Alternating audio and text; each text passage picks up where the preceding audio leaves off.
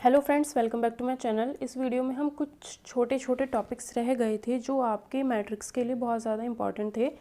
बाकी उसके बाद क्योंकि कुछ टॉपिक्स जो हैं इसके वो लीनियर अलजेब्रा में भी मिलेंगे, तो जो भी टॉपिक्स छोटे छोटे मुझे लगेंगे मैट्रिक्स से रिलेटेड हैं और इम्पॉर्टेंट हैं उनकी वीडियोज़ में छोटी छोटी करके बाद में डाल दूँगी। ठीक है, ये टॉपिक इसका लास्ट हो जाएगा वैसे मेरे हिसाब से। बाकी जो छोटी छोटी चीज़ें होंगी वो इम्पॉर्टेंट होंगी, जो भी वो अलग से मैं वीडियोज़ में प्रोवाइड कर दूँगी। इस वीडियो में कुछ चीज़ें थी जो इम्पॉर्टेंट थी, एलटी एग्ज़ाम में इनसे रिलेटेड क्वेश्चन वैसे आया हुआ नहीं है। ठीक है, कैली हैमिल्टन थ्योरम से रिलेटेड भले ही आ सके, बट इन चीज़ों से रिलेटेड क्वेश्चन आया हुआ नहीं है। ठीक है, लेकिन यूपी पीजीटी और अगर आप यूपी पीजीटी के क्वेश्चन सॉल्व कर रहे होंगे एलटी के लिए, तो उसमें आपको इन सब चीज़ों से रिलेटेड कुछ क्वेश्चंस मिलेंगे, तो इस वजह से ये टॉपिक मैं आपको करा रही हूँ। ठीक है, तो जो चीज़ें, क्योंकि इसका आधा पोर्शन आपको लीनियर अलजेब्रा और मैट्रिक्स जो है उसमें मिक्सअप मिलेगा कुछ चीज़ें, तो जो चीज़ें यहाँ पर इंपॉर्टेंट है वो आपको मैं इस वीडियो में करा दूँगी। बाकी जो कुछ बचेगा, अगर बचता है या तो वो लीनियर अलजेब्रा में कवर अप हो जाएगा जो चीज़ें बचेंगी, या फिर अगर कुछ थोड़ा बहुत मिलेगा तो वो उसकी अलग से आपको वीडियो मिल जाएगी। ठीक है, बाकी इन सब वीडियोस को पूरी प्लेलिस्ट देखने के बाद एक बार आप बुक को प्रेफर ज़रूर कीजिएगा। बुक से जितने भी क्वेश्चंस आप कर पाओ ज़रूर करना। ठीक है, तो इसमें है कैली हैमिल्टन थ्योरम। कैली हैमिल्टन थ्योरम क्या बोलती है? Every square matrix satisfies it's on characteristic equation. Characteristic equation आपको पता ही है क्या होती है। देखो यहाँ से समझ लेते हैं, हमारे पास क्या है, ये कोई क्वेश्चन है, इतना समझो यहाँ से। ठीक है, A1342 था ये। ठीक है, 1342, तो हमें क्या करना था, हमने इसकी कैरेक्टरिस्टिक इक्वेशन बनाई। कैरेक्टरिस्टिक इक्वेशन क्या होती है? A minus lambda equal to 0, ये हमने बनाई इसकी। तो डायगोनल के एलिमेंट्स में से हम लैम्डा माइनस कर देते हैं, डायरेक्ट हम ऐसे करते हैं कि डायगोनल के एलिमेंट में से लैम्डा माइनस किया और डिटर्मिनेंट निकाला इक्वल टू 0। इसको हमने जैसे ही सॉल्व किया, या आप लोग सॉल्व कर सकते हो, तो हमारे पास क्या आई, इसकी कैरेक्टरिस्टिक इक्वेशन। तो इस कैरेक्टरिस्टिक इक्वेशन में ये जो लैम्डा है इसकी जगह पर हम ए पुट कर सकते हैं। इस लैम्डा की जगह पर हम ये जो मैट्रिक्स है ये रख सकते हैं। तो यही बात क्या है, यही बात है हमारी थ्योरम में। क्या थ्योरम में? कि एवरी स्क्वायर मैट्रिक्स, कोई भी स्क्वायर मैट्रिक्स हो, कौन सी स्क्वायर मैट्रिक्स सेटिस्फाई करती है अपनी कैरेक्टरिस्टिक इक्वेशन को। ठीक है, तो ये क्या है, ये कैरेक्टरिस्टिक इक्वेशन है। इसको कौन सेटिस्फाई करेगा? जो इसकी मैट्रिक्स है। मैट्रिक्स क्या है? ए। तो लैम्डा की जगह हम इसमें ए रख सकते हैं। ठीक है, इससे हम इन्वर्स भी निकाल सकते हैं। जैसे यहाँ पर हमने लैम्डा की जगह पे ए पुट कर दिया, ये कर दिया हमने ए पुट।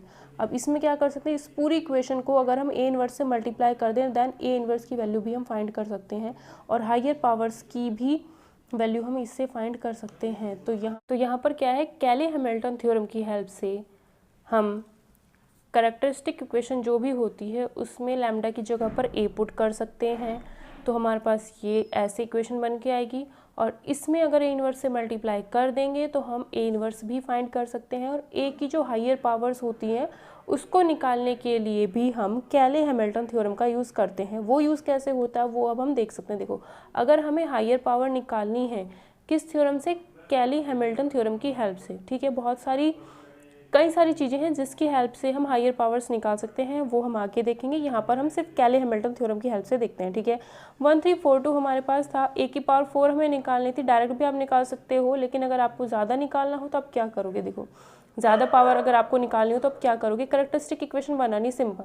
कैरेक्टरिस्टिक इक्वेशन आप बना ही सकते हो। ए माइनस लैम्डा इक्वल टू 0 किया, ए माइनस लैम्डा ये निकाल लोगे, 0 बना दो इक्वल टू 0 करके, ये इक्वेशन आपकी बन जाएगी। इक्वेशन बनने के बाद लैम्डा की जगह ए पुट कर देंगे। कैली हैमिल्टन थ्योरम से ए स्क्वायर की वैल्यू हमारे पास आ जाएगी 3a प्लस 10i। 10 है ये। ठीक है, 10i, ए स्क्वायर की वैल्यू आ गई हमारे पास। अब हम क्या करेंगे, इस इक्वेशन में दोनों साइड ए से मल्टीप्लाई कर देते हैं। इस इक्वेशन में जैसे ही दोनों साइड हम ए से मल्टीप्लाई करेंगे तो A cube equal to 3a square plus 10a आएगा, आ गया। ठीक है, ए स्क्वायर की वैल्यू क्या है हमारे पास? 3a plus 10i। तो ए स्क्वायर की जगह पे हम फिर से 3a प्लस 10i पुट कर देंगे। ठीक है, उसके बाद क्या होगा? उसके बाद ए स्क्वायर की जगह पे हमने 3a प्लस 10i रख दिया। ठीक है, फिर इस 3 की मल्टीप्लाई कर दी, ये आ गई 9a और 10a ऐड हो जाएगा, 19a हो गया, 30i हो गया। ए क्यूब की वैल्यू इतनी आई। हमें किसकी निकालनी थी? ए की पावर 4 की। तो अब हमने क्या किया, अब दोनों साइड ए से मल्टीप्लाई कर दिया। अगेन ए से मल्टीप्लाई करने के बाद फिर ए स्क्वायर मिला, ए स्क्वायर की वैल्यू 3a प्लस 10i रख दिया। फिर इसको सॉल्व कर दिया। सॉल्व करने के बाद ये ए वाले ऐड कर दिए, आई वाला अलग कर दिया, ए की पावर 4 की वैल्यू इतनी आ जाती है। ठीक है, 87 इंटू ए प्लस 190 इंटू आई। ठीक है, ए की वैल्यू क्या है, जो मैट्रिक्स है वो यहाँ पर रख दी 90 इंटू आई, आई का मतलब वही, आई का मतलब क्या है 1 0 0 1, आई यानी 2 क्रॉस 2 की आइडेंटिटी रखेंगे क्योंकि ये 2 क्रॉस 2 की मैट्रिक्स थी। तो 87 किस में मल्टीप्लाई कर देंगे, पूरी मैट्रिक्स में। जब वो मैट्रिक्स में मल्टीप्लाई करेंगे तो बाहर जो नंबर होता है सबसे करते हैं मल्टीप्लाई, ऐसे ही इसमें किया सबसे, इन दोनों को देन ऐड कर देंगे तो हमारे पास ए की पावर 4 मिल जाएगा। तो इस तरीके से भी हम कैले हैमिल्टन थ्योरम की हेल्प से ए की हायर पावर्स भी निकाल सकते हैं। बाकी प्रैक्टिस क्वेश्चंस जब करेंगे उसमें बहुत सारी चीज़ें क्लियर हो जाएंगी। ये चीज़ें मुझे लगी इंपॉर्टेंट तो मैंने इसलिए पढ़ा दिया, ठीक है। अब हम देखते हैं डायगोनलाइजेशन ऑफ अ मैट्रिक्स। डायगोनलाइजेशन में क्या होता है, ठीक है। डायगोनलाइजेशन ऑफ अ मैट्रिक्स एक ऐसी प्रोसेस होती है जिसमें हम ए मैट्रिक्स को एक डायगोनल की फॉर्म में, डायगोनल मैट्रिक्स की फॉर्म में कन्वर्ट कर देते हैं, ठीक है। किसी भी मैट्रिक्स को जब डायगोनल मैट्रिक्स की फॉर्म में कन्वर्ट करोगे तो उसको कहते हैं डायगोनलाइजेशन ऑफ अ मैट्रिक्स, ठीक है। तो आगे की प्रोसीजर बाद में बताऊंगी, पहले मैं इसमें डायरेक्ट आपको जो मेन चीज़ है क्वेश्चन कैसे सॉल्व होगा वो मैं आपको इसमें समझा देती हूँ, ठीक है। देखो पहले इसका हम एक क्वेश्चन करते हैं, उससे हमें सारी चीज़ें क्लियर हो जाएंगी थ्योरी की जो कुछ भी है। हमारे पास क्या है, find a matrix P. P को हम बोलते हैं मॉडल मैट्रिक्स, पी को हम क्या बोलते हैं, मॉडल मैट्रिक्स बोलते हैं। और बनती कैसे है वो हम आगे देखेंगे। तो हमारे पास ये एक मैट्रिक्स, इसकी कैरेक्टरिस्टिक इक्वेशन निकालते हैं, वही डायगोनल के एलिमेंट में से लैम्डा माइनस करेंगे, ठीक है, और डिटरमिनेंट निकाल देंगे इक्वल टू 0। फिर हमने इस पूरे को 0 के इक्वल रखा, इसको हमने सॉल्व कर दिया। सॉल्व करने के बाद हमारे पास ये आया, तो लैम्डा माइनस 2 को भी 0 रखेंगे, लैम्डा माइनस 5 को भी 0 रखेंगे, तो लैम्डा की वैल्यू 2 मिलती है और कितनी मिलती है 5। तो हमारे पास 2 लैम्डा की वैल्यू मिली है, लैम्डा की 2 वैल्यू मिल चुकी हैं 2 और 5, ठीक है। तो हमारे पास जो आइगन वैल्यूज़ मिल चुकी हैं वो 2 और 5 मिल चुकी हैं। अब 2 आइगन वैल्यू के लिए हम आइगन वेक्टर निकालेंगे। आइगन वेक्टर निकालने का तरीका क्या होता है, इधर रखी हमने a माइनस लैम्डा आई, ये क्या है a माइनस लैम्डा आई, इधर रखा वेक्टर x, इधर रखा 0।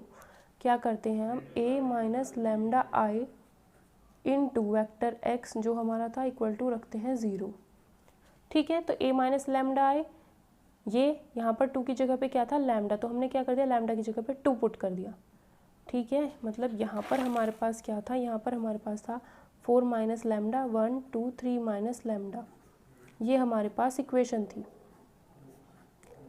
ये हमारे पास इक्वेशन थी। हमने लैम्डा की जगह पहले क्या पुट किया, 2 पुट किया। जैसे हम यहाँ पर 2 पुट करेंगे तो 2 पुट करेंगे तो हमारे पास ये चीज़ बन के आएगी, ठीक है। इसको सॉल्व किया, ये बन के आया 4 माइनस 2 3 माइनस 2 सॉल्व कर दिया, ये चीज़ बन के आ गई। अब इसकी और इसकी मल्टीप्लाई कर लेते हैं। जैसे दो मैट्रिक्स की सिंपल मल्टीप्लिकेशन होती है वही काम हमने यहाँ पे किया है।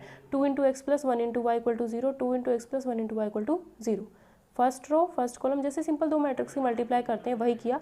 तो यहाँ पर क्या बनता है 2x प्लस वाई, दोनों ही सेम इक्वेशन हमारे पास बन जाती है, ठीक है। दोनों ही सेम इक्वेशन है, मतलब एक ही इक्वेशन है। तो हमने क्या किया, y इक्वल टू, हमने क्या किया x को k मान लिया। जैसे ही हम x को k मानते हैं तो y की वैल्यू क्या हो जाएगी, यहाँ से y की वैल्यू निकालो -2x, यानी y की वैल्यू हो जाएगी -2k। तो वेक्टर क्या है हमारा x1 k और -2 के k और -2 के k को आप हटा भी सकते हो, 1 और -2। तो ये हमारा क्या हो गया, अब वेक्टर हो गया किसके कॉरस्पॉन्डिंग, लैम्डा इक्वल टू 2 के कॉरस्पॉन्डिंग। लैम्डा इक्वल टू 5 के लिए अब हम क्या करेंगे, यहाँ पर लैम्डा इक्वल टू 5 पुट कर देंगे। जैसे हम लैम्डा इक्वल टू 5 पुट करेंगे ये चीज़ हमारे पास बन के आएगी, इसको सॉल्व करेंगे तो ये बन के आएगा। इन दोनों की मैट्रिक्स मल्टीप्लिकेशन कर देंगे, इस रो की मल्टीप्लाई ऐसे हो जाएगी, इसकी ऐसे, जैसे सिंपल मल्टीप्लिकेशन करते हैं। तो -x plus Y equal to 0 हो जाएगा, 2x minus 2y equal to 0। दोनों ही कैसी हैं, सेम इक्वेशन है ये। इसमें से -2 कॉमन ले लो, ये दोनों सेम हो जाएंगे। तो x इक्वल्स टू कितना आता है, y आता है। y को अगर हम k मान ले तो x की वैल्यू भी कितनी होगी, k ही होगी। तो दोनों क्या हो जाते हैं, k, x ऊपर रखना है, y नीचे रखना है, k यानी 1 1। दूसरा वेक्टर हमारे पास इतना आ चुका है। तो दोनों वेक्टर हमारे पास आ चुके हैं दो लैम्डास यानी आइगन वैल्यूज़ के लिए, ठीक है। तो मॉडल मैट्रिक्स हमारी क्या होती है, मॉडल मैट्रिक्स को हम P से शो करते हैं। और मॉडल मैट्रिक्स क्या होती है, मॉडल मैट्रिक्स को हम P से शो करते हैं। मॉडल मैट्रिक्स क्या होती है, x1 वेक्टर रख दो, x2 वेक्टर रख दो, बस।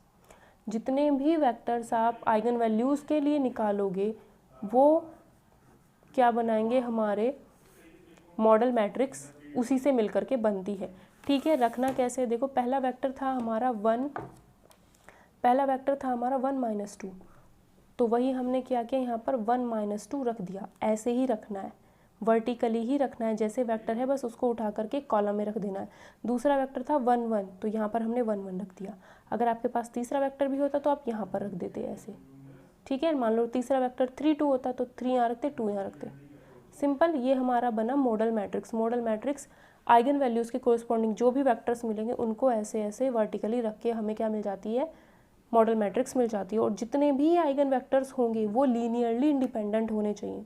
लीनियरली इंडिपेंडेंट आपको कैसे पता चलेगा, जैसे ये 2x2 की मैट्रिक्स मिली, इसका आप डिटर्मिनेंट निकाल के देखो, अगर ये डिटर्मिनेंट नॉन ज़ीरो आ गया तो इसका मतलब जो इसके अंदर वेक्टर्स हैं, जो इसके अंदर कॉलम हैं, जो वेक्टर्स हैं वो क्या होंगे, लीनियरली इंडिपेंडेंट होंगे।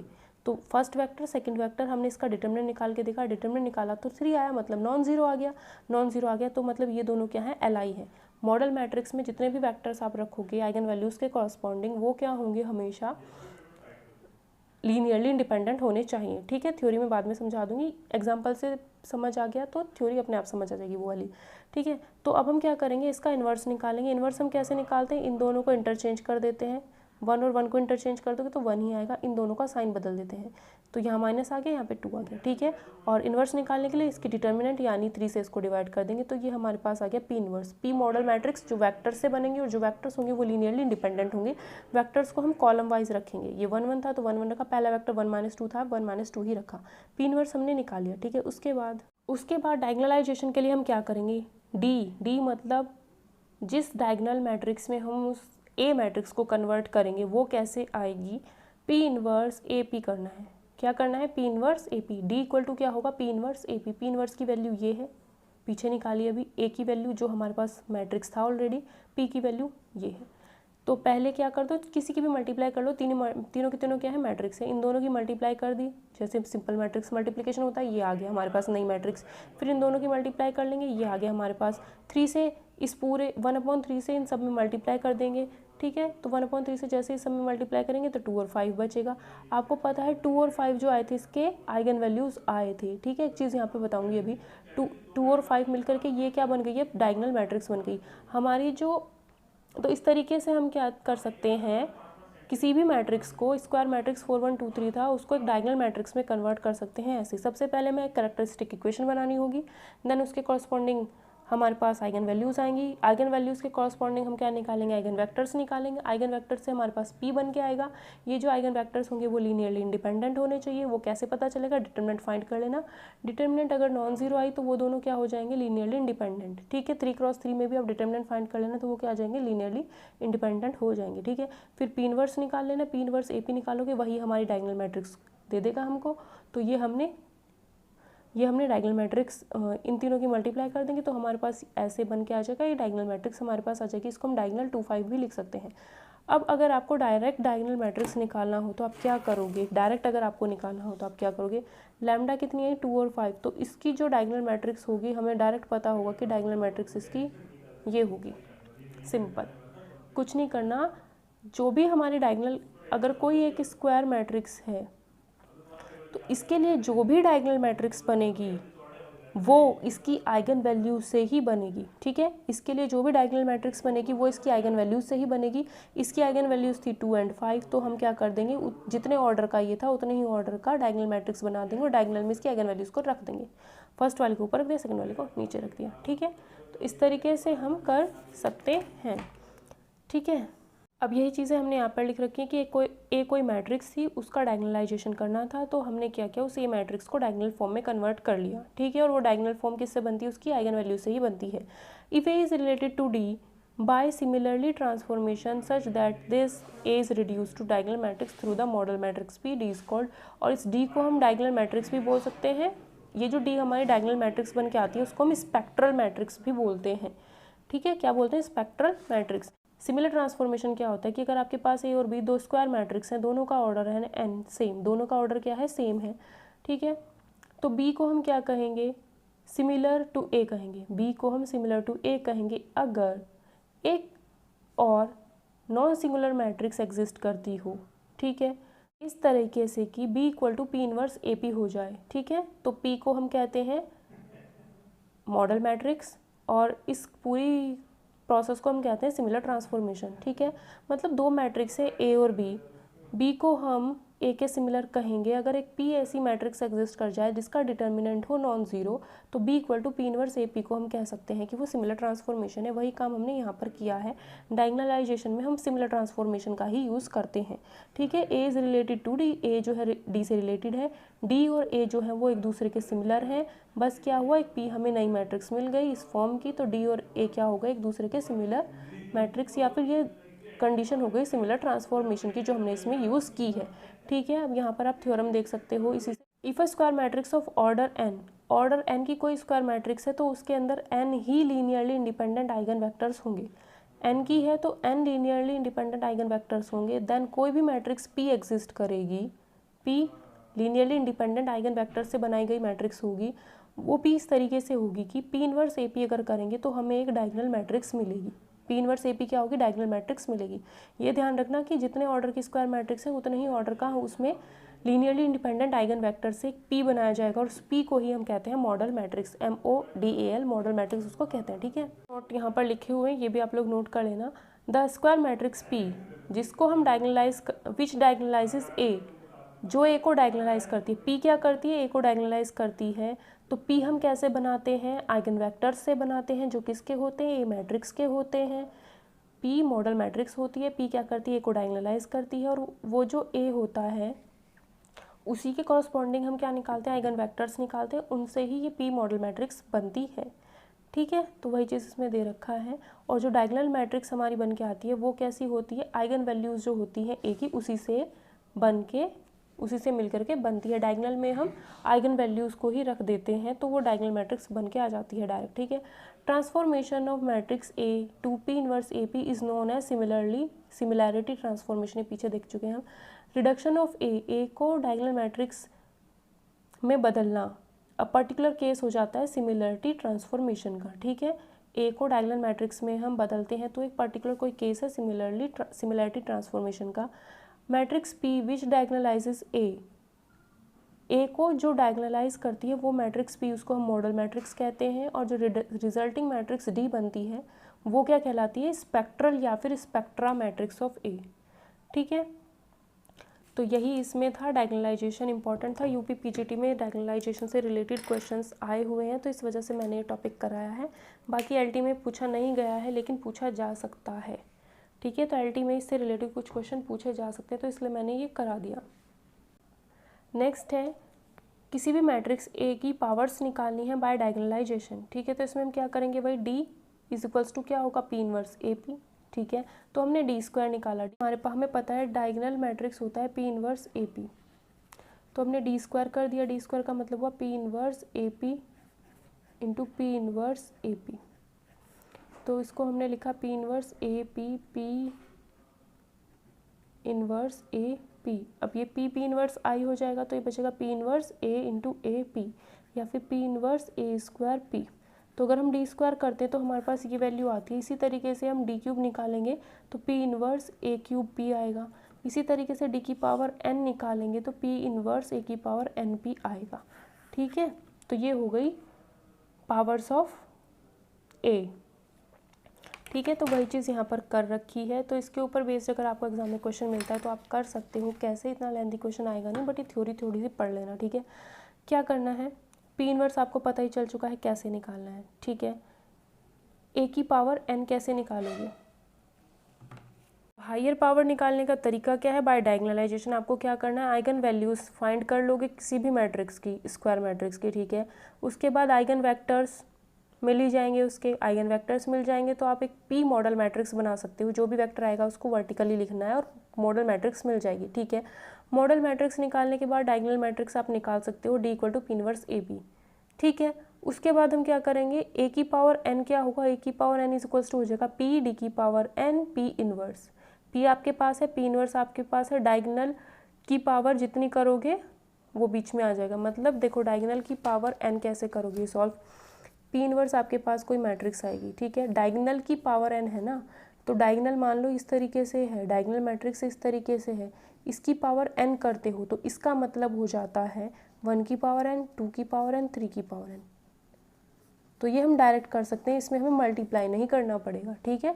डायगोनल की पावर एन, अगर आपको कहा जाए 1 2 1 0 0 2 0 0 0 3, इसकी पावर आपको 5 बोल दी जाए तो आप इसकी डायरेक्ट कर सकते हो। 1 की पावर 5, 0 0 0 0 0, 2 की पावर 5, 3 की पावर 5, तो ये डायरेक्ट कर सकते हो, ठीक है।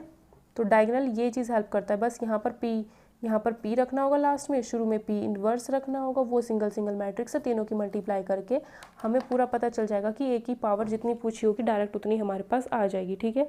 तो इसलिए ये चीज़ हेल्प करती है, बाकी इतना लेंथी क्वेश्चन मुश्किल ही आएगा। बस ये चीज़ें यानी थ्योरी आपको थोड़ी सी पढ़ानी थी। अगर आप बुक से क्वेश्चन करोगे इससे तो हो जाएंगे, अगर आप थोड़ा सा अपने आप कोशिश करोगे तो, ठीक है।